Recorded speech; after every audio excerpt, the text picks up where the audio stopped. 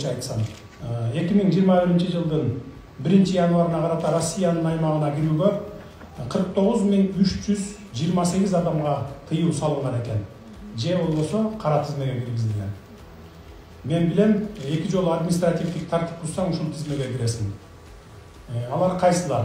Жол эрежесин бузуу, тамекини туура эмес жерде чегүү жана башка ушул сыяктуу ушундай болбогон шылтоолор менен мигранттарды кыйнашат.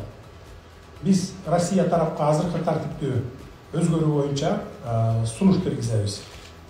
Мисалы 2 жол эмес, санын көбөйтүү, штрафтарды салуу сыяктуу, болбосо дароо эле кара тизмеге киргизип койбой. Бул багыттагы иштерди Кудай буйрса күчөтөбүз.